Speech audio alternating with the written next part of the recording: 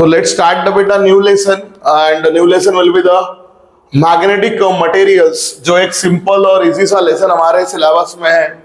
Lesson sweet है, short है, छोटा सा लेसन है, नंबर ऑफ फॉर्मूलेस भी कम है, चीजें भी कम है, तो ज्यादा टेंशन और हेडेक आपको आने नहीं वाला है पढ़ने के दौरान, और बड़ा इजियर लेसन हमारे पास ये अवेलेबल है। ठीक है, तो बढ़ते हैं अभी इस क्वेश्चन लेसन को पढ़ने की तरफ और इसको कंटिन्यू कराते हैं अभी हम लोग यहाँ पे। तो मैग्नेटिक मटेरियल हमारा लेसन बोर्ड में 4/5 मार्क्स के लिए आता है। अगर इस विद ऑप्शन 5 मार्क के लिए हमको ये मिलता है। अगर इस 5 मार्क का डिवीजन अगर हम लोग करने जाए तो ये जनरली लेसन कुछ इस तरह से आता है, 1 + 2 + 2। ये फेवरेट कॉम्बिनेशन बोर्ड में दिखाई पड़ता है। जनरली 1 मार्क का एक छोटा सा क्वेश्चन या एमसीक्यू, क्योंकि एमसीक्यू भरपूर है क्वेश्चन में, लेसन में छोटा सा लेसन भले होगा बट एमसीक्यूज बहुत सारे, diamagnetic, paramagnetic, ferromagnetics, properties, Curie temperature, there are number of topics to put on the MCQs. Yeah, definition, define susceptibility, what is diamagnetic substance, what is paramagnetic, what is ferromagnetic, what is Curie temperature, what happens above Curie temperature. 1 mark के number of questions है। तो 1 mark का question, एक 2 mark का question और एक 2 mark का numerical, generally ये डिवीजन चलता है। बट ये 5 मार्क वाले लेसन ना बड़े डेंजर होते हैं, क्योंकि कैसा है कि आपको ये ऐसे भी आ सकता है, ये आपको 2 + 3 भी आ सकता है। ठीक है, फिर आपको यहाँ पर 3 मार्क के लिए आपको थ्योरी मिल सकती है और 2 मार्क का न्यूमेरिकल मिलेगा। और इवन दिस क्वेश्चन में कम, क्योंकि ये लास्ट ईयर में 2025 में कुछ ऐसे डिवाइड होके भी आया है। इट में ऑल्सो कम फॉर 1 + 4। ठीक है, तो 4 मार्क के लिए तो एक ही टॉपिक है, बट एक टॉपिक को थ्योरी वाला पूछा गया था फेरोमैग्नेटिक मटेरियल का। ठीक है, वो तीन को भी पूछ सकते हैं, वो 4 को भी पूछ सकते हैं 3/4 मार्क के लिए। वो सिंगल सा टॉपिक है, वही टॉपिक पूछा जाएगा, वो which is most important of the lesson also. तो ऐसे भी आ सकता है, बट जनरली यही डिवीजन जहाँ चलता है 1 + 2 + 2 वाला। बट डिवाइड कैसे भी कर सकते हैं लेसन को, तो इस 2025 के पेपर में ऐसे डिवीजन आपको दिखाई पड़ा था 1 + 4 वाला। तो अभी शुरुआत करते हैं इस लेसन के थोड़े बहुत इंट्रोडक्शन की। सबसे पहले इंट्रोडक्शन को आपको क्लियर कराओ, क्योंकि मैग्नेटिक मटेरियल्स पढ़ रहे हैं, दैट मींस हम मैग्नेटिज्म की पूरी थ्योरी यहाँ पर पढ़ने जा रहे हैं। मैग्नेटिज्म का हर एक बेसिक पढ़ने जा रहे हैं। सबसे पहले आपको बता दे व्हाट इज मैग्नेटिज्म, है ना। मैग्नेटिज्म ये एक फिनोमेनन जो है, ये मैग्नेटिज्म फिनोमेनन हमारे यूनिवर्सल इन नेचर है, क्योंकि आपको पता है यूनिवर्सल फिनोमेनन है, universal in nature, universal phenomenon है। पूरे ब्रह्मांड में जितनी बॉडीज है तेरे को अट्रैक्ट करती है। मैग्नेटिज्म की प्रॉपर्टी उनमें है, क्योंकि न्यूटन्स लॉ ऑफ ग्रेविटेशन में हमने वही पढ़ा था, every particle of matter attracts every other particle of matter. ब्रह्मांड की हर एक वस्तु और दूसरे वस्तु को अट्रैक्ट करती है। तो मैग्नेटिक फिनोमेनन ये यूनिवर्सल इन नेचर है। ठीक है, फिर ये नेम जो आया हमारा नेम, जो नेम हम बोलते हैं मैग्नेट, ये मैग्नेट नेम कहाँ से आया है? तो मैग्नेट नेम आया है एक उसके ओवर से। इस ओवर को हम बोलते हैं बेटा magnetite. That over we called as a magnetite नाम का ओवर। और ये ओवर जो होता है मैग्नेटाइट, उसका फॉर्मूला होता है, मैग्नेटाइट एक ओवर है, मिनरल कंटेंट वाला है, Fe3O4 इज अ फॉर्मूला। और ये जो नेचर फॉर्म में, नेचुरलाइज फॉर्म में जो मिला था, इन नेचर फॉर्म में जो मिलता है, करेक्ट, वो मिला था एंशिएंट सिटी मैग्नेशिया के पास में। एक एंशिएंट सिटी है, ओल्ड सिटी मैग्नेशिया के पास में। तब उसको एक्चुअली लोडस्टोन नाम दिया गया था, और ये जो लोडस्टोन का नाम बाद में चेंज करके किया गया मैग्नेट, क्योंकि ये मैग्नेशिया सिटी के पास में मिला था, तो लोडस्टोन को ही बाद में चेंज करके किया गया मैग्नेट। जो मैग्नेट है या लोडस्टोन है, ये जो मटेरियल है, ये एक आपका ओवर फॉर्म है, मिनरल फॉर्म है, और इस मिनरल के अंदर लगभग 72% ऑफ आयरन कंटेंट होता है। और आयरन कंटेंट होने के कारण हमारा मैग्नेट जो दिखता है पड़ता है आपको, 72% आयरन है। तो आयरन का वही फिजिकल प्रॉपर्टीज और अपीयरेंस, तो आयरन कैसा होता है, हेवी या बल्की होता है, इसलिए हमारा मैग्नेट भी हेवी या बल्की होता है। एंड आयरन का कलर क्या होता है, it is dark grey to black in colour का, dark grey to black colour का हमारा आयरन का कंटेंट होता है, आयरन मटेरियल दिखाई पड़ता है।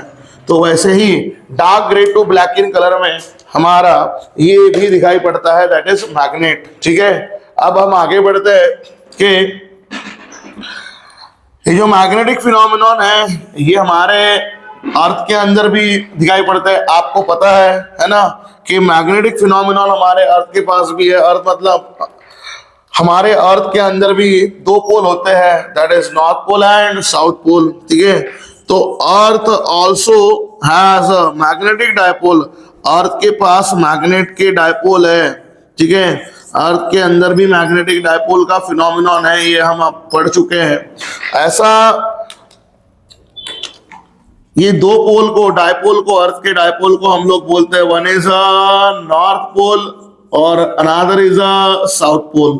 ठीक है, अर्थ के दो पोल होते हैं, ये हम जान चुके हैं, one is north pole another is a south pole. तो अभी बात ये आती है कि मैग्नेट के डायपोल हम कैसे जानते हैं, मैग्नेट के दो पोल कैसे पता किए जाते हैं। तो जब भी कभी कोई बार मैग्नेट या कोई भी मैग्नेट अर्थ के, ये अर्थ का कौन सा है मैग्नेटिक डायपोल, मतलब अर्थ की ग्रेविटी, अर्थ की फील्ड, अर्थ की खुद की फील्ड, मैग्नेटिक फील्ड जिसको हम लोग बोलते हैं, अर्थ की मैग्नेटिक फील्ड मैग्नेटिक डायपोल से बनी है, नॉर्थ पोल और साउथ पोल।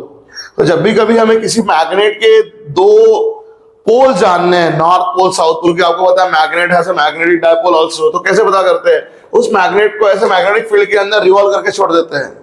तो मैग्नेट का जो सिरा, अर्थ के मैग्नेट का जो सिरा, मान लो ये हमारा अर्थ है और यहाँ हमने इस मैग्नेट को, यहाँ पर एक मैग्नेट है, इस मैग्नेट को हमने रिवॉल्व करके छोड़ दिया, इसे गोल गोल घुमा के छोड़ दिया, स्पिन करके छोड़ दिया, फिर ये मैग्नेट आके रुकेगा, रेस्ट करेगा। तो मैग्नेट का जो सिरा अर्थ के नॉर्थ डायरेक्शन में आके रुकेगा उसको बोला जाता है नॉर्थ पोल, और मैग्नेट का जो सिरा, जो एंड साउथ डायरेक्शन में आके रुकता है अर्थ के, उसको बोला जाता है साउथ पोल। ठीक है, तो नॉर्थ और साउथ पोल ऐसे पता किए जाते हैं। The end of magnet resting toward the north direction is called as a north pole, and the end of the magnet resting toward the south pole is called as a south pole of the magnet। South direction में जो आके रुकेगा वो south pole कहलाएगा। ठीक है, तो याद रखना है कि जैसे अर्थ के पास, हमारे पास मैग्नेटिक फील्ड है, तो magnet also has magnetic dipole. Magnet के अंदर भी मैग्नेटिक डायपोल, दो पोल ही होते हैं। Magnet always has a magnetic dipole, इसलिए मैग्नेट को मैग्नेटिक डायपोल बोला जाता है। मतलब यहाँ ऑलवेज टू पोल होंगे, दो पोल होंगे, one is north and south. Magnetic monopole never exist, magnetic monopoles कभी मिलते नहीं है, मोनोपोल्स कभी नहीं हो सकते। इवन इफ, अगर मान लीजिए ये आपके पास ऐसा बार मैग्नेट है, करेक्ट, इस बार मैग्नेट में यहाँ नॉर्थ है, यहाँ है आपका साउथ पोल। इस बार मैग्नेट को अगर मैंने यहां से कट कर दिया, तो कट करने के बाद एक के दो मैग्नेट बन जाएंगे, एक के दो मैग्नेट बन जाएंगे, एक के दो मैग्नेट बन जाएंगे, और होगा क्या, जहां पर नॉर्थ था उसके अपोजिट में साउथ बन जाएगा, और जो कटेड पोर्शन का दूसरा वाला भाग था जहां साउथ पोल होता है, उसके अगेंस्ट नॉर्थ पोल क्रिएट हो जाएगा। मतलब मैग्नेट में ऑलवेज आपको डायपोल दिखेंगे, magnetic monopoles never exist. Even इसको और कट करोगे, ऐसा नहीं कि बड़े मैग्नेट को कट कर करके, ये मैग्नेट और आप कट करोगे इनको भी, तो भी वापस वही होने वाला है। मैग्नेट कितना भी छोटा हो जाए, कितना भी बारीक कर दे, अपन इसको और बारीक कर ले, और 2 के 4 करे, 4 के 6 कर ले, कितना भी मैग्नेट बारीक हो जाए, कितना भी छोटा हो जाए, मैग्नेट में कभी मोनोपोल्स एग्जिस्ट करते नहीं है। Magnet always has a magnetic dipole. ठीक है, ये सबसे पहले अभी हमें सीखना है। तो अभी हमने देखा बार बार डायपोल डायपोल डायपोल डायपोल, ये पोल क्या करते हैं, ये पोल प्रोवाइड करते हैं पोल स्ट्रेंथ। तो थोड़ा सा ये इंट्रोडक्शन में हम कुछ पुरानी चीजें, प्रीवियस चीजें जिनका हमें इस्तेमाल होने वाला है वो हम पढ़ते हैं। अब चलते हैं बेटा पोल स्ट्रेंथ की तरफ। What is pole strength sir? The ability of interaction of either pole of the magnet. ठीक है, the ability of interaction of either pole of the magnet is called as a magnetic pole strength. The ability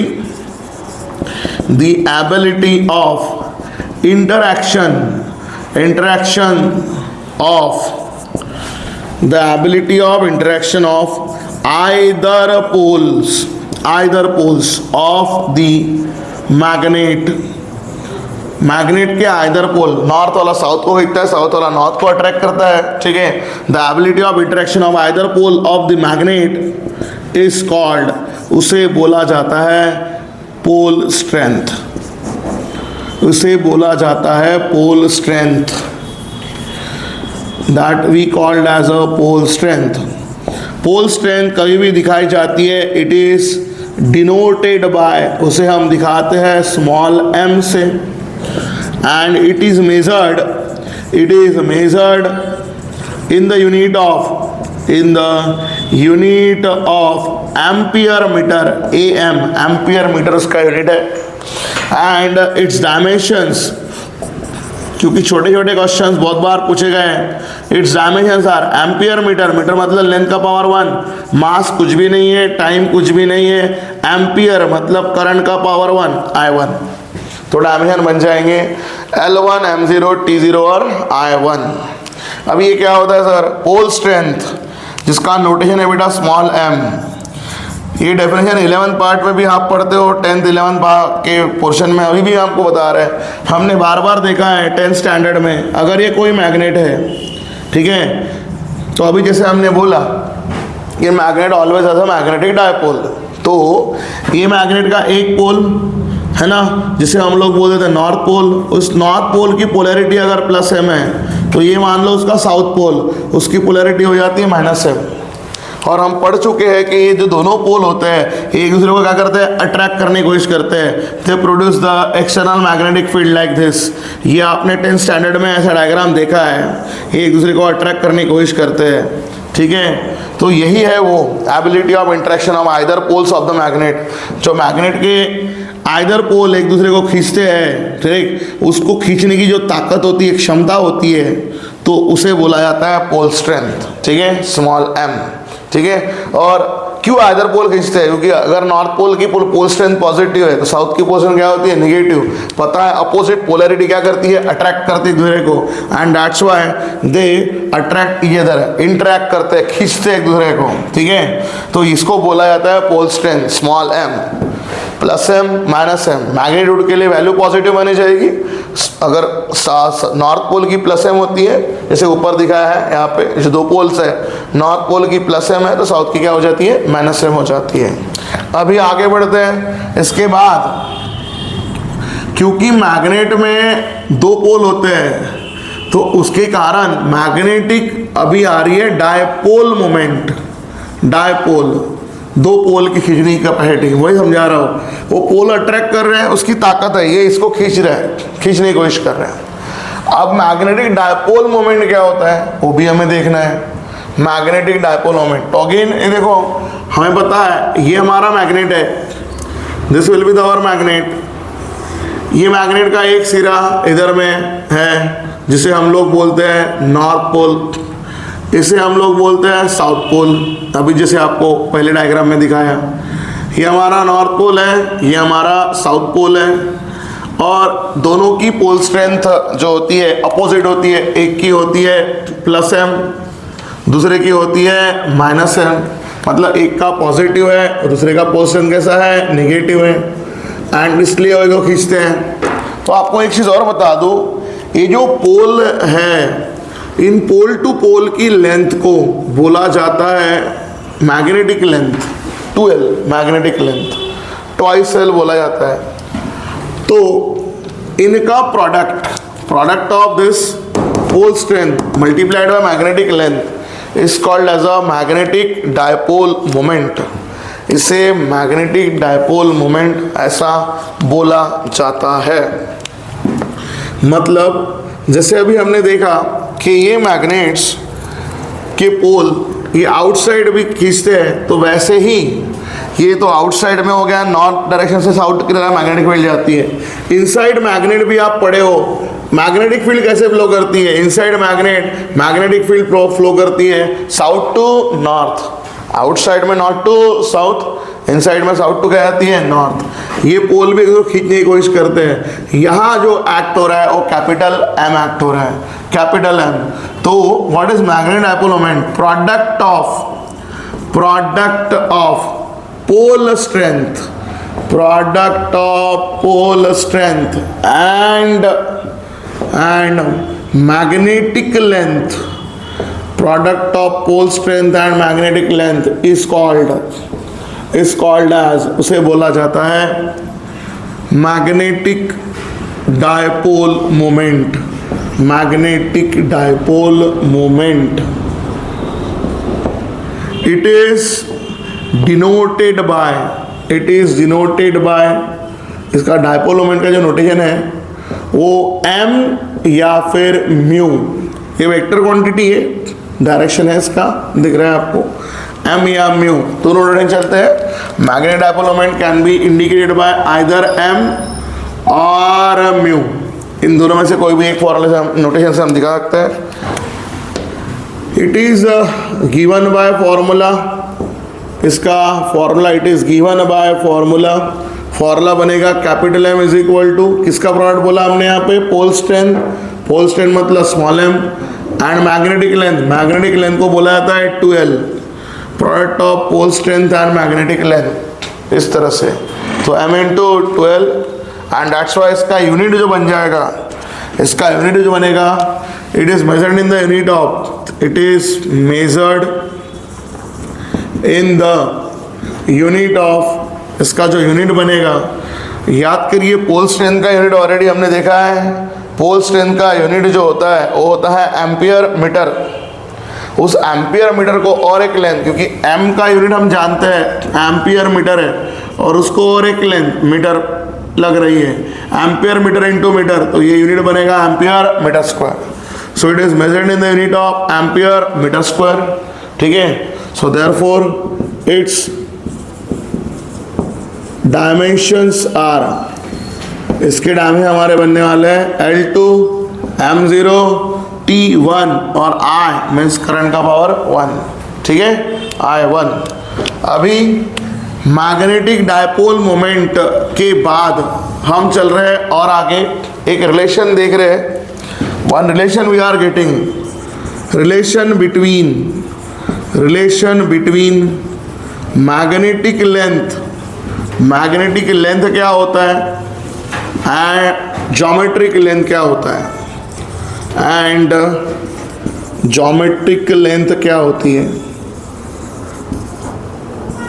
तो बेटा simple सा एक concept है. Magnetic length किसको बोलेंगे, जहां से मैग्नेटिक प्रॉपर्टी लग रही है. ठीक है, जैसे अभी हम बार बार आपको ये मैग्नेट बना के दिखाया है. अभी जिस मैग्नेट को मैंने वर्टिकली बनाया है उसको ही मैं हॉरिजॉन्टली बना लेता हूँ.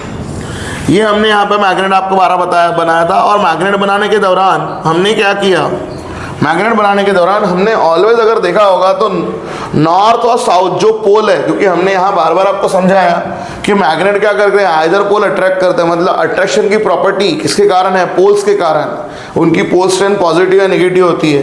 तो मैग्नेटिज्म का जो अट्रैक्शन का फिनोमिनन है, मैग्नेटिज्म की प्रॉपर्टी है, it is because of this pole. One is north pole और another is a south pole. और जब हमने ये बनाए तो बार बार आपको देखा होगा कि नॉर्थ और साउथ पोल हमने एंड पर नहीं बनाया है, हमने इन पोल को कहाँ पर बनाया, little inside the magnet, magnet के थोड़ा सा अंदर बनाया. तो actually this north pole and south pole are not situated exactly at the end. ये जो पोल्स है आपके एग्जैक्टली एंड पर कभी होते नहीं है, वो लिटिल इनसाइड होते हैं, अंदर होते हैं, लिटिल इनसाइड द मैग्नेट होते हैं, मैग्नेट के थोड़े अंदर होते हैं, वहां से मैग्नेटिक फिनोमिनन आता है. तो जहां से मैग्नेटिक फिनोमिनन आता है उस लेंथ को बोला जाता है मैग्नेटिक लेंथ, है ना. जहां वो जो हमने ऊपर में दिखाया भी, और मैग्नेटिक लेंथ को ही इंडिकेट किया जाता है टॉय सेल से. और एज अ मैग्नेट जितना खुद होता है, जैसे यहाँ से लेके अगर यहाँ तक जो ओरिजिनल मैग्नेट का लंबाई दिख रहा है उसे बोला जाएगा, है ना, from one corner to another corner, and to end जितना मैग्नेट दिखता है वो मैग्नेट की खुद की मैग्नेटिक लेंथ है, मैग्नेटिक लेंथ है. ठीक है. तो ये जो मैग्नेटिक लेंथ और ये ज्योमेट्रिक लेंथ है, नॉट मैग्नेटिक, ज्योमेट्री जितना वो दिख रहा है एंड टू एंड दिख रहा है वो ज्योमेट्री जितनी दिख रही है वो that is a geometric length. ये ज्योमेट्रिक लेंथ है. और ये मैग्नेटिक लेंथ। देखो सिंपल सा कंसेप्ट है, मैग्नेटिक लेंथ इसको बोला गया जहां से मैग्नेटिज्म की प्रॉपर्टी आ रही है।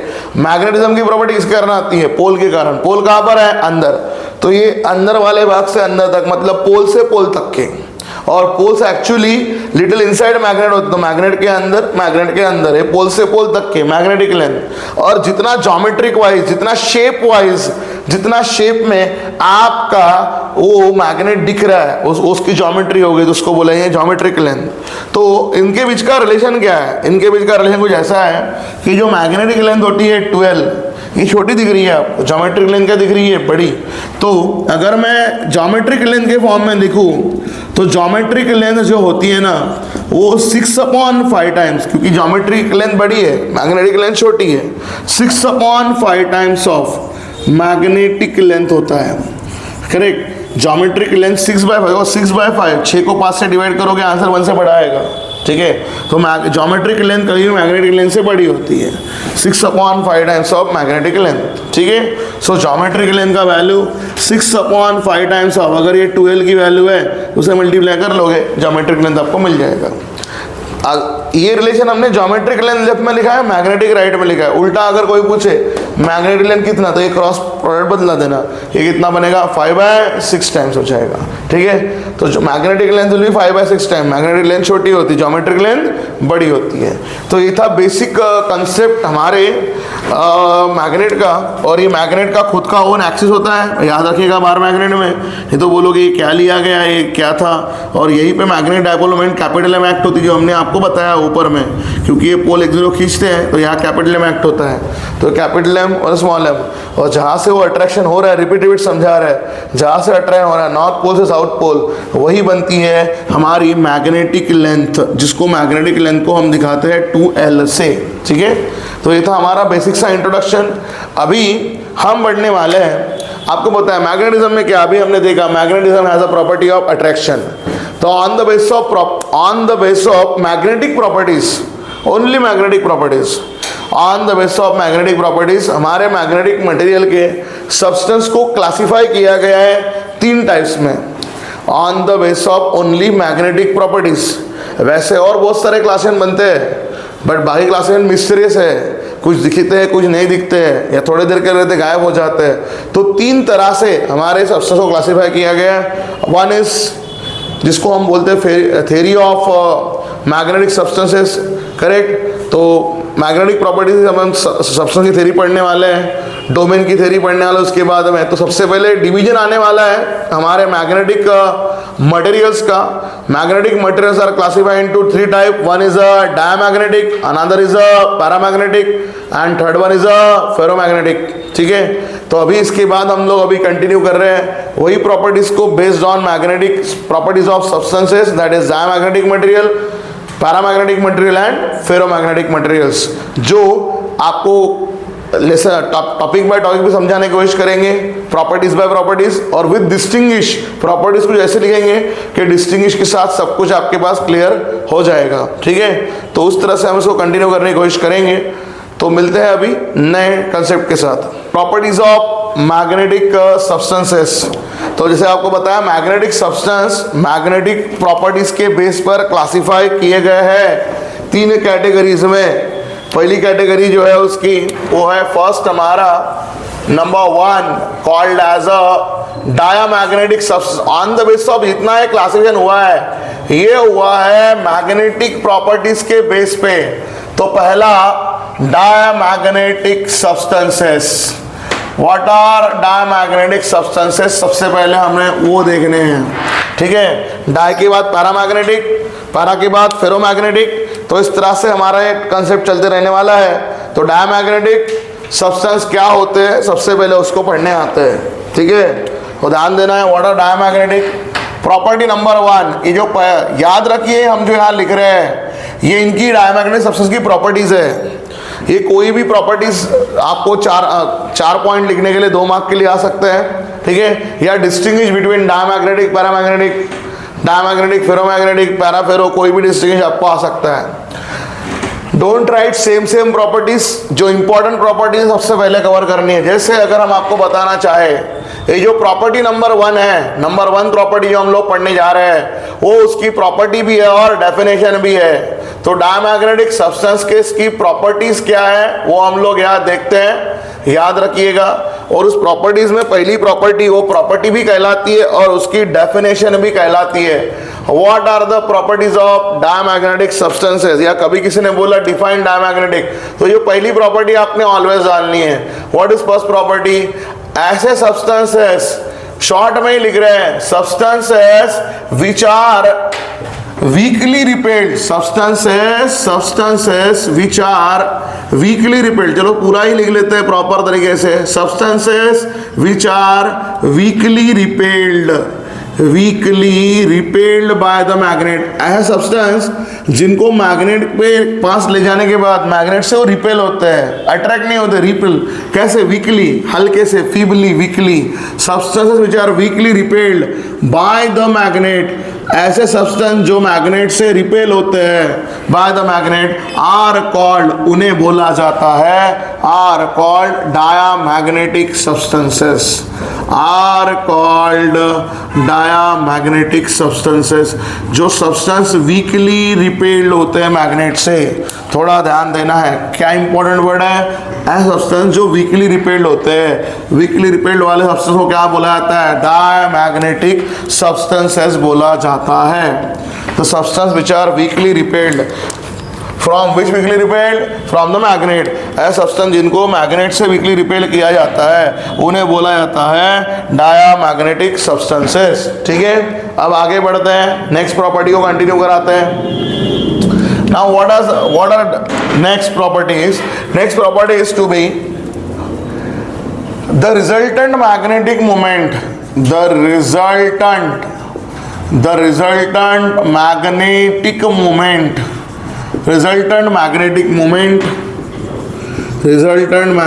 moment of each atom, मतलब नंबर ऑफ जितने एटम वहां पर है उन सब को पकड़ के रिजल्टेंट निकाला जाए। The resultant magnetic moment of each atom, of her एक एटम को पकड़ के, of each atom of diamagnetic substance, each atom of diamagnetic substance is 0। इनके सभी एटम के पकड़ के resultant magnetic moment, magnetic moment मतलब क्या? कैपिटल एम की बात चालू है, या सभी एटम का मैग्नेटिक मोमेंट कैपिटल एम कितना हो जाता है? 0। रिजल्टेंट मैग्नेटिक मोमेंट की बात चालू है, ध्यान दो, रिपीटेड बता रहे हैं। Resultant magnetic moment each atom की पकड़ के ऑल एटम के लिए लगाओगे, है ना? Resultant magnetic moment each atom का निकाल के पूरे के लिए लगाओगे, है ना? तो ऑल एटम पूरा वर्ड डालता हो, resultant magnetic moment of all atom, पूरे एटम का मिला के फाइनल निकालोगे, वो वैल्यू कितनी आती है? 0 आती है। Capital M is equal to 0। Next, जब हम तीसरे पॉइंट की तरफ बढ़ते हैं, थर्ड पॉइंट जो हमारा है कि डायमैग्नेटिक सब्सटेंस जो होते हैं, यहाँ पर the susceptibility, SUSCEPTIBILITY, the susceptibility of diamagnetic substance, एक ससेप्टिबिलिटी क्या होती है? एक प्रॉपर्टी होती है मैग्नेटिक सब्सटेंस की, ठीक है? तो susceptibility of diamagnetic substance is negative. इनकी ससेप्टिबिलिटी जो है, मैग्नेटिक ससेप्टिबिलिटी एक मैग्नेटिज्म की प्रॉपर्टी है, ये मैग्नेटिक ससेप्टिबिलिटी क्या होती है? नेगेटिव। ठीक है, susceptibility of diamagnetic substance, magnetic susceptibility की बात चालू है, ये नेगेटिव होता है। Magnetic susceptibility of diamagnetic substance is negative. Remember this thing, fourth point. ठीक है, इसके बाद मैं अगर जाऊं पॉइंट नंबर 4 की तरफ, पॉइंट नंबर 4 में मैं आपको बताना चाहूंगा कि देयर इज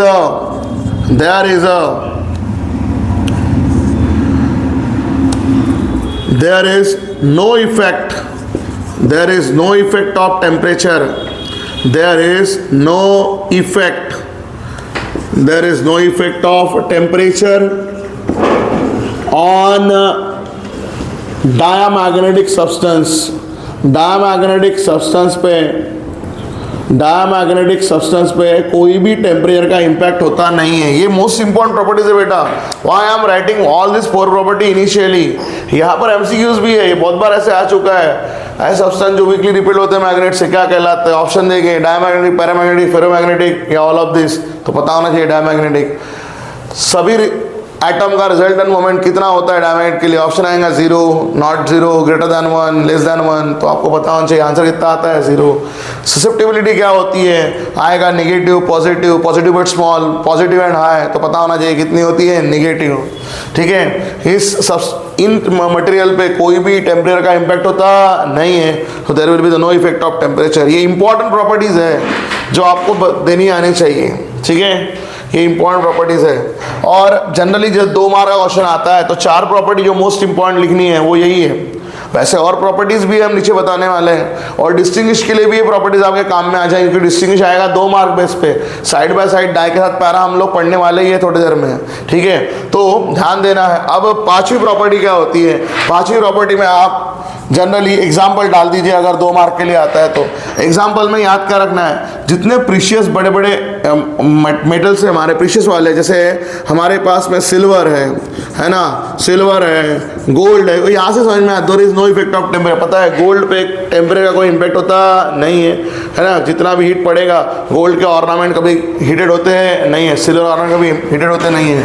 तो सिल्वर, गोल्ड, करेक्ट, ज़्यादा टेम्परेचर का इम्पैक्ट नहीं होता बोलने का मतलब। कॉपर भी है उसमें, एक्सेट्रा जितने ये मटेरियल्स हैं, ठीक है, वो आते हैं डायमैग्नेटिक सब्सटेंस के तरफ अंदर। ठीक है, तो याद रखने के लिए थोड़े प्रीशियस मेटल की तरफ याद रखिए, सिल्वर, गोल्ड, वैसे बहुत सारे हैं, याद रखने का तरीका आपको समझा रहे हैं। अब आते हैं कुछ और प्रॉपर्टीज।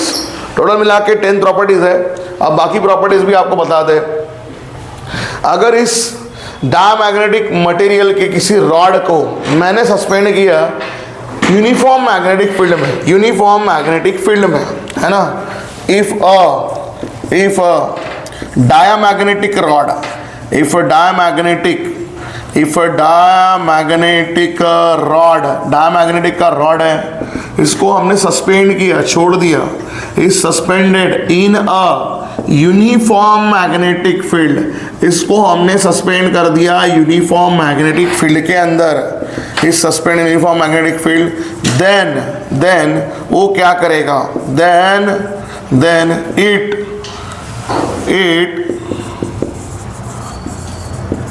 सस्पेंड कर छोड़ दिया, तो बाद में जब वो आ जाएगा तो वो इट रिमेन्स परपेंडिकुलर, बाद में आके रुकेगा। When it stop it remains perpendicular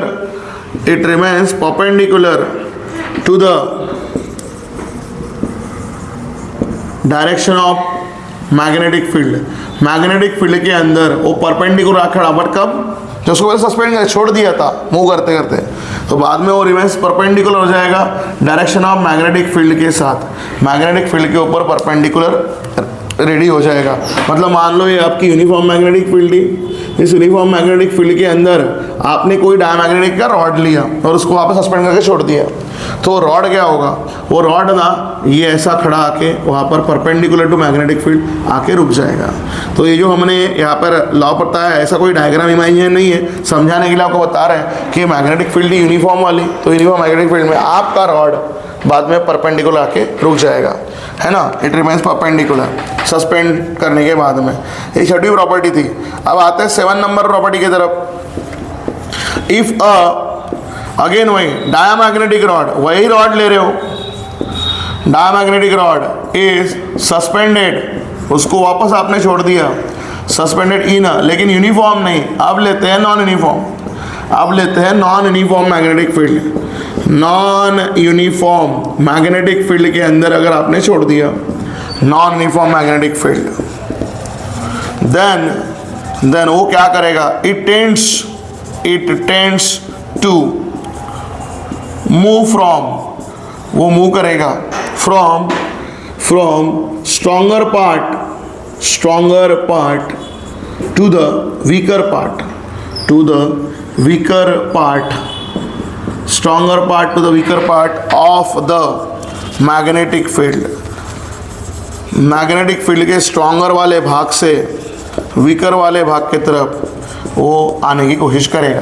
non uniform magnetic field में, लेकिन है ना, मान लो ऐसी मेरी कोई नॉन यूनिफॉर्म मैग्नेटिक फील्ड है, नॉन यूनिफॉर्म मतलब क्या, छोटे बड़े ऐसे एरो, और यहाँ मैंने अगेन किसी रॉड को छोड़ दिया, वो हमारा डायमैग्नेटिक रॉड, तो क्या करेगा, वो जो रॉड है ना वो ऐसे मूव करने का, स्ट्रॉन्गर से वीकर की तरफ, जहाँ स्ट्रॉन्ग है वहाँ से उल्टा वीक की तरफ मूव करने की कोशिश करेगा, from stronger part to the weaker part of the magnetic field, वो मूव करने की कोशिश करेगा। तो ये था प्रॉपर्टी नंबर 7। अब चलते हैं प्रॉपर्टी नंबर 8 की तरफ। यही हम लोगों ने डायमैग्नेटिक का लिक्विड, यही डायमैग्नेटिक का लिक्विड अगर हमने लिया one arm of U shape tube के अंदर, डायमैग्नेटिक का लिक्विड, और उसके बाजू में लगाई मैग्नेटिक फील्ड, है ना, तो वहाँ पर वो लिक्विड जो फील्ड जो है वो लोअर्ड हो जाएगी, है ना। तो बेटर में हम आपको यहाँ पर समझा देते हैं कि हमने क्या किया, यू शेप ट्यूब में, यू शेप्ड ट्यूब में डायमैग्नेटिक का लिक्विड लिया, diamagnetic liquid, if diamagnetic liquid इस फील्ड ने U shape tube liquid, U shaped वाली आपके ट्यूब में, और उसके बाजू में डायमैग्नेट का लिक्विड लिया, डायमैग्नेट का फ्लूइड लिया, लिक्विड लिया, डायमैग्नेट का लिक्विड हमने भर दिया, मटेरियल का लिक्विड यू शेप वाले ट्यूब में आपने भर दिया, और उसके सराउंडिंग में क्या लगा दिया बेटा, मैग्नेटिक फील्ड, मैग्नेटिक फील्ड। तो होगा क्या, जिस आर्म के ऊपर है ना मैग्नेटिक फील्ड लगा दी, एनी वन आर्म पे, कोई भी एक आर्म पे, तो जिस आर्म पे आप लगाओगे ना वहाँ पर आपको दिखाई पड़ेगा कि वहाँ पर वो लिक्विड लेवल जो हो रही है वो हो रही है लोअर, है ना। वो जो लिक्विड की लेवल है, वो जो लिक्विड की लेवल है, लिक्विड का लेवल जो है वो नीचे आ जाएगा, लोअर्ड हो जाएगा, नीचे चला जाएगा, लोअर्ड इन दैट आर्म। मतलब ये देखो समझा भी बताते हैं कि मान लो ऐसी मेरे पास यू शेप्ड वाली ग्लास ट्यूब थी, यू शेप्ड वाली ग्लास ट्यूब थी, और इस यू शेप्ड वाले ग्लास ट्यूब में मैंने पहले भर दिया डायमैग्नेटिक का मटेरियल इस तरह से, और इसके एक आर्म के बाजू में, एक आर्म के बाजू में मैंने अप्लाई किया मैग्नेटिक फील्ड। तो आपको अभी समझाया था ऊपर में डेफिनेशन में कि ये मटेरियल क्या करते हैं, ये मटेरियल ना वीकली रिपेल्ड, तो मैग्नेट को अट्रैक्ट नहीं करेंगे, मैग्नेट से दूर भागेंगे, एंड दूर भागेंगे करके ही ये जो ओरिजिनल लेवल पहले यहाँ थी, जिस आर्म पे आपने मैग्नेटिक फील्ड लगाई, वो लेवल यहाँ से नीचे चली जाएगी, लोअर लेवल जो है लोअर्ड हो जाएगा, मतलब वहाँ से उतना भाग खाली हो जाएगा और वो नीचे चला जाएगा, they will be repelled by the magnet. ठीक है, सेम यहाँ पर भी वही होता है, वो स्ट्रॉन्ग से वीक क्यों जाता है, स्ट्रॉन्ग मैग्नेटिक फील्ड जाने की कोशिश नहीं करेगा, क्योंकि क्या होते हैं, रिपेल होते हैं, तो रिपेल हो गए तो क्या स्ट्रॉन्ग से कहाँ पर आएंगे, वीक की तरफ आने की कोशिश करेंगे। ठीक है, क्लियर। तो इस तरह से ये कंसेप्ट चलने वाला है। ये 8वीं प्रॉपर्टी है, ऐसे नंबर ऑफ प्रॉपर्टीज बनती है। ये 8वीं प्रॉपर्टी हमने आपको समझाया। अभी 9 नंबर प्रॉपर्टी आपको बता दें। अगर मान लो ऐसा ही मैंने एक डायमैग्नेटिक मटेरियल लिया और उसको रख दिया एक डिश के अंदर, एक प्लेट के अंदर, यहाँ पर मैंने डायमैग्नेटिक मटेरियल लिया, उसको रख दिया इस प्लेट के अंदर, और उसके सराउंडिंग में मैंने लगा दिया मैग्नेटिक फील्ड लगा दिया। तो होगा क्या, और सराउंडिंग मैग्नेटिक लगाने के कारण ये जो सेंटर आपने जैसे लिक्विड ये रखा था, यहाँ पर फॉर्म हो जाएगा depression, there is a depression at the centre, फैल जाएगा, वैसे अट्रैक्ट नहीं होगा, नीचे दब जाएगा। ठीक है, यहाँ पर इस लिक्विड के अंदर, यहाँ उस सब्सटेंस के अंदर डिप्रेशन क्रिएट हो जाएगा एट द सेंटर। क्या किया था, डायमैग्नेटिक मटेरियल रखा दिया था एक प्लेट में, करेक्ट, एक प्लेट में मान लो, एक सॉसर में मान लो, एक प्लेट में या एक डिश में मान लो, कांच के रख दिया, और बाजू में क्या लगाया, मैग्नेटिक फील्ड बाजू में या ऊपर से। तो वहाँ पर जितना आपका पहले मटेरियल था उल्टा डिप्रेशन बना लेगा, there is a depression at the centre of that plate, उस मटेरियल के बीच में डिप्रेशन बनते हुए दिखाई पड़ेगा आपको। ठीक है, ये भी प्रॉपर्टी है। इसके बाद एक और प्रॉपर्टी जो 10 नंबर प्रॉपर्टी है, जो डाय और पैरा के लिए सेम होगी, इसलिए हम इसको आखिरी में लिख रहे हैं कि on removal of external magnetic field, बाहर की मैग्नेटिक फील्ड लगाने पे क्या हो रहे थे, रिपेल हो रहे थे, ये मैग्नेट लगाने पे रिपेल हो रहे थे। अगर मैं एक्सटर्नल मैग्नेटिक फील्ड निकाल दूँ, ठीक है, तो वो रहते हैं अनमैग्नेटाइज, मतलब दे लूज देयर मैग्नेटिज्म, वो मैग्नेटिज्म की प्रॉपर्टी भूल जाते हैं। On removal of external magnetic field, जो मैंने बाहर से मैग्नेटिक फील्ड लगाई है उसको मैं निकाल दूँ, ठीक है, अगर उसको मैं निकाल दूँ और revolve external magnetic field, they lose their magnetism, वो अपना मैग्नेटिज्म की प्रॉपर्टी लूज कर जाते हैं, दे लूज देयर मैग्नेटिज्म, वो अपने मैग्नेटिज्म की प्रॉपर्टी को लूज कर जाते हैं। इसको हमने एक लाइन फाड़ कर ये लिखा है 10 नंबर की प्रॉपर्टी को। इसके पीछे भी कुछ चीज़ें हैं। क्यों? क्योंकि जैसे हमने आपको बोला, ये जितने मटेरियल है बेटा, आप अगर वन स्ट्रोक में सिर्फ एक की प्रॉपर्टी पढ़ोगे तो आपके दिमाग के बाहर जा सकता है या आपको लर्निंग के लिए हार्ड हो सकता है। बट इसको अगर आप कंपैरिजन में पढ़ोगे तो कभी ये हार्ड नहीं लगेगा, कभी ये दिमाग के बाहर भी नहीं जाएगा। आपको इसको कंपैरिजन में पढ़ना है। जैसे अभी मैं शुरू कर रहा हूँ, मैंने आपको यहाँ पर पढ़ाया डायमैग्नेटिक, हमने प्रॉपर्टीज बिल्कुल लिंक में लिखी है और उसके साथ साथ मैं अभी यहाँ पर जा रहा हूँ दूसरे के लिए। तो सेकेंड टाइप ऑफ जो हमारा क्लासेस होता है डाया के बाद, वो होता है पैरामैग्नेटिक मटेरियल। और ऐसा हम इसलिए भी लिख के दे रहे हैं कि आपको प्रॉपर्टीज भी क्लियर हो जाए और आप प्रॉपर्टीज को लिख सको पैरामैग्नेटिक मटेरियल। और जनरली मोस्ट ऑफ टाइम्स जो डिस्टिंग्विश आया है वो आया है डाया और पैरामैग्नेटिक मटेरियल के बीच में ही, तो इसलिए ही हम लोग उसको ऐसे अरेंज कर लिए थे। अब आते हैं पैरामैग्नेटिक की प्रॉपर्टीज के तरफ। What are the properties of paramagnetic material? तो अगेन इसके अंदर भी जो इसकी पहली प्रॉपर्टी है, वो पहली प्रॉपर्टी ही इसकी डेफिनेशन है। जैसे मैंने बोला था, ये फर्स्ट प्रॉपर्टी भी है और इसका कौन है करके ये डेफिनेशन भी है।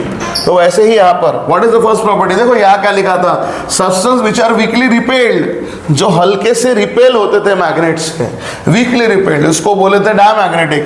वही यहाँ पर ऐसे सब्सटेंसेस बिल्कुल एग्जैक्ट डेफिनेशन देख लिए, विच आर वीकली अट्रैक्टेड, ऐसे सब्सटेंस जो वीकली अट्रैक्ट होने वाले हैं, अट्रैक्टेड बाय द मैग्नेट, जो मैग्नेट के तरफ अट्रैक्ट होने वाले हैं, आर कॉल्ड, उसे बोला जाता है आर कॉल्ड पैरामैग्नेटिक सब्सटेंसेस। ऐसे सब्सटेंस जो वीकली अट्रैक्ट हो जाते हैं उसको पैरामैग्नेटिक सब्सटेंसेस बोला जाता है। और अगेन ये पहली इनकी प्रॉपर्टी भी है और इसकी पहली डिस्टिंग्विश भी है। देखो क्या क्या हुआ, ऐसा सब्सटेंस जहां हमने वहां लिखा था वीकली रिपेल्ड, यहाँ वीकली अट्रैक्ट होते हैं, किससे होते हैं, मैग्नेट, उन्हें बोला जाता है पैरामैग्नेटिक सब्सटेंसेस। तो देखो बेटा कंपैरिजन क्लियर होना, जो रिपेल होते हैं मैग्नेट से वो क्या होता है डायमैग्नेटिक, जो अट्रैक्ट होते हैं वो क्या होते हैं पैरामैग्नेटिक। ठीक है, तो if you study with the comparison तो डिस्टिंग्विश भी क्लियर हो जाएगा और टॉपिक भी आपके 1 by 1 क्लियर हो जाएंगे। अगर आप विदाउट कंपैरिजन जाओगे तो प्रॉपर्टी लर्न करना समहाउ डिफिकल्ट हो सकता है, बट फिर भी हमने प्रॉपर्टीज आपको 1 by 1 सामने लिख के दिखाया ही। ऐसा नहीं है कि कुछ भी हार्ड है, everything is possible if you perfectly do the studies. तो ध्यान देना है, पर कंपैरिजन में पढ़ो और इजी जाएगा। पहली प्रॉपर्टी पहले के साथ मैच करके दिखा दी आपको, साथ में डिस्टिंग्विश भी रेडी हो जा रहा है आपके लिए। अब दूसरी प्रॉपर्टी, और याद रखिए डिस्टिंग्विश में भी सेम प्रॉपर्टी नहीं लिखते, डिस्टिंग्विश में भी डिफरेंट प्रॉपर्टीज, नहीं तो ये मैग्नेटिक फील्ड वाली यूनिफॉर्म नॉन यूनिफॉर्म वो भी हम वहाँ पे डाल सकते हैं डिस्टिंग्विश में, बट जनरली मेरा बोलना है कि डिस्टिंग्विश भी आए तो डिफरेंट प्रॉपर्टी लिखना चाहिए। इसलिए हमने ये पहले 5 प्रॉपर्टी विद एग्जाम्पल में डाल दिया है कि आप डिस्टिंग्विश भी कवर कर सको। 2 मार्क के डिस्टिंग्विश में 4 पॉइंट आपको चाहिए और जस्ट आपने 5 पॉइंट डाल दिए यूजिंग एग्जाम्पल तो काम बन जाता है। चलो अब अभी बढ़ते हैं नेक्स्ट पॉइंट की तरफ। यहाँ क्या होता है, यहाँ पर जो हमने देखा था रिजल्टेंट मैग्नेटिक मोमेंट, जो रिजल्टेंट मैग्नेटिक मोमेंट निकालने जाएंगे, resultant magnetic moment of all atom of, जहाँ वहाँ डायमैग्नेटिक लिखा था यहाँ लिखना है बेटा paramagnetic, of all atom of paramagnetic substances is, वहाँ देखो एग्जैक्टली 0 था, यहाँ आपको लिखना है इज स्लाइटली ग्रेटर दैन 0 से थोड़ी बड़ी होती है। वहाँ m की वैल्यू एग्जैक्टली 0 थी, यहाँ रिजल्टेंट मैग्नेटिक मोमेंट m बिल्कुल 0 हो जाता है सभी का रिजल्टेंट मैग्नेटिक मोमेंट। यहाँ रिजल्टेंट मैग्नेटिक मोमेंट हल्का सा m की वैल्यू 0 से बड़ी हो जाती है, स्लाइटली ग्रेटर दैन 0। ठीक है, तो रिजल्टेंट मैग्नेटिक मोमेंट बार बार आपको समझा रहे कंपैरिजन के साथ, पैरामैग्नेटिक सब्सटेंसेस की, ऑल एटम्स की पैरामैग्नेटिक सब्सटेंस की स्लाइटली ग्रेटर दैन होती है 0। ये परमानेंटली 0 था, वो स्लाइटली ग्रेटर दैन 0। आगे तीसरा पॉइंट ऑफ कंपैरिजन कवर कर रहे हैं। यहाँ पर आपने देखा था मैग्नेटिक ससेप्टिबिलिटी जो होती है डायमैग्नेटिक की, वो कैसे होती है, नेगेटिव। यहाँ मैग्नेटिक ससेप्टिबिलिटी जो एक प्रॉपर्टी है, पढ़ने वाले सामने क्या होता है करके, magnetic susceptibility, magnetic susceptibility of diamagnetic substances, paramagnetic substances of paramagnetic substances की मैग्नेटिक ससेप्टिबिलिटी। देखो ये था निगेटिव, है ना, यहाँ निगेटिव नहीं, ये इज पॉजिटिव। ये पॉजिटिव होती है बट स्मॉल, छोटी होती है, positive but small. Magnetic susceptibility positive होती है बट स्मॉल होती है, ठीक है, ध्यान देना है, पॉजिटिव होगी स्मॉल होगी। मैग्नेटिक ससेप्टिबिलिटी यहाँ निगेटिव है, रिपीट याद दिला रहा हो, वहाँ पॉजिटिव एंड स्मॉल है, ठीक है। तो एग्जाम्पल कंपैरिजन में पढ़ोगे तो चीज़ें लर्न भी होगी, दिमाग में भी रहेगी, डिस्टिंग भी बनेगा।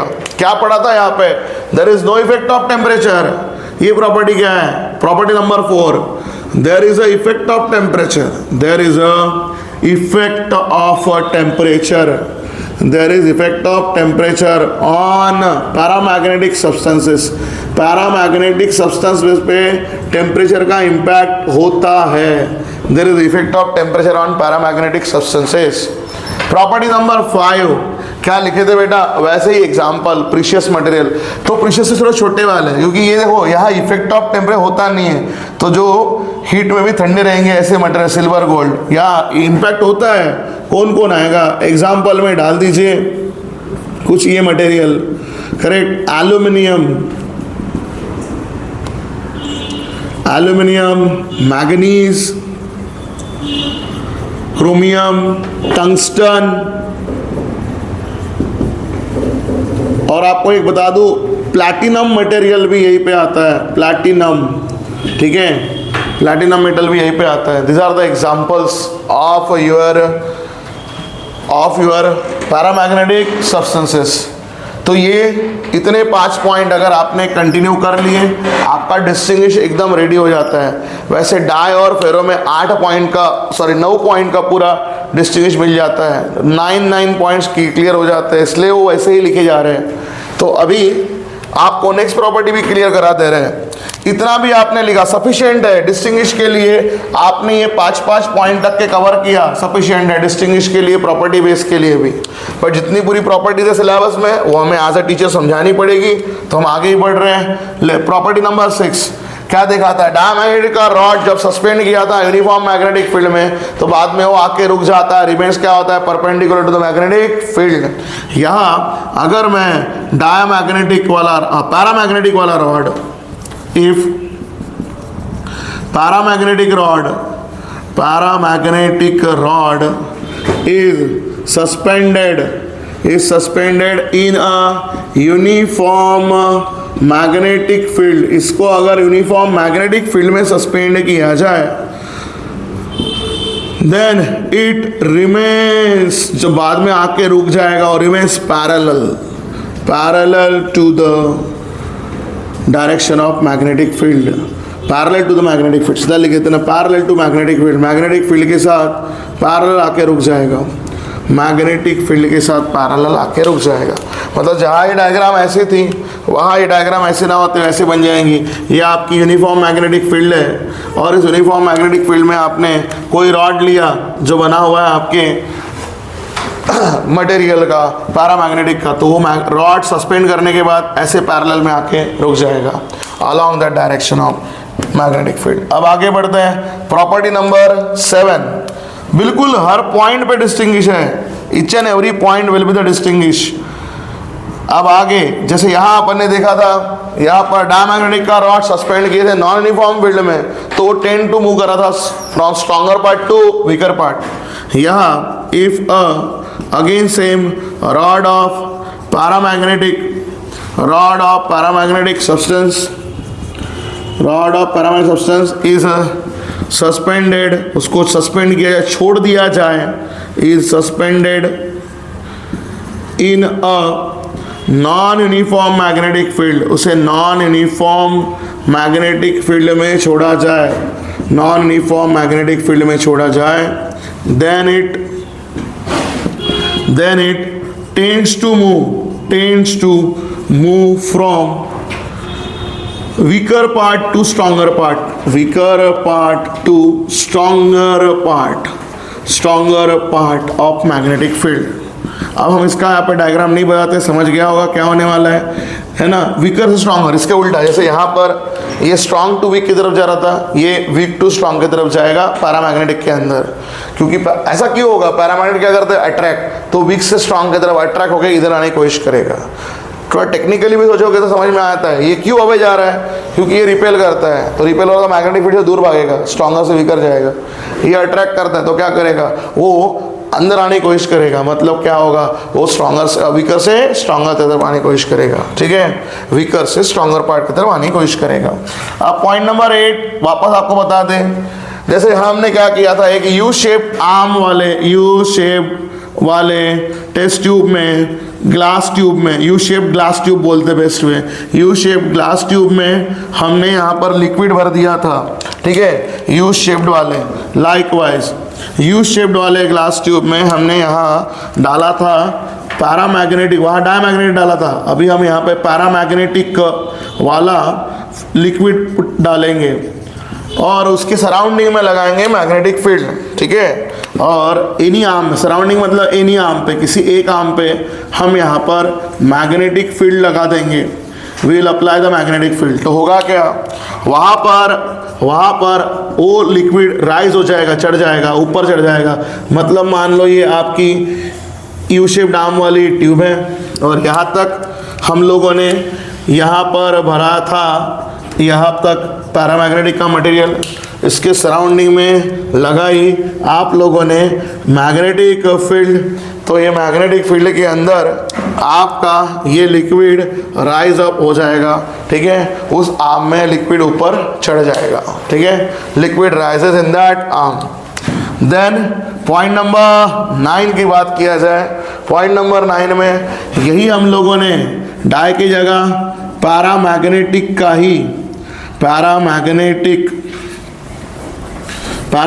का सब्सटेंस लिया और इस पैरामैग्नेटिक सब्सटेंस को हमने लिया एक डिश में, एक प्लेट में, और इस मटेरियल के अंदर, ये डिश में एक प्लेट में हमने यहाँ पर सब्सटेंस लिया कुछ इस तरह से, और यहाँ पर इसके सराउंडिंग में लगा दिया मैग्नेटिक फील्ड।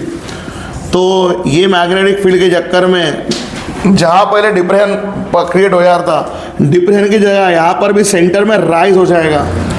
तो राइज एट द सेंटर, यहाँ पर पहले डिप्रेशन क्रिएट हुआ था, फर्स्ट वाले केस में यहाँ बना था डिप्रेशन एट द सेंटर, यहाँ पर आपको मिलेगा राइज एट सेंटर, वो बीच वाले भाग में राइज हो जाएगा, फैल जाएगा, ऊपर में उड़ जाएगा, राइज एट सेंटर। एंड ये है 9 प्रॉपर्टीज़, और अगर 10वीं प्रॉपर्टी बोला जाए तो दोनों की सेम है। जैसे यहाँ पर ये भी सब्सटेंस, ये जो पहले वाला सब्सटेंस है डायमैग्नेटिक, एक्सटर्नल मैग्नेटिक फील्ड को निकालने के बाद अपनी मैग्नेटिक प्रॉपर्टीज़ को भूल जाते थे, करेक्ट, दे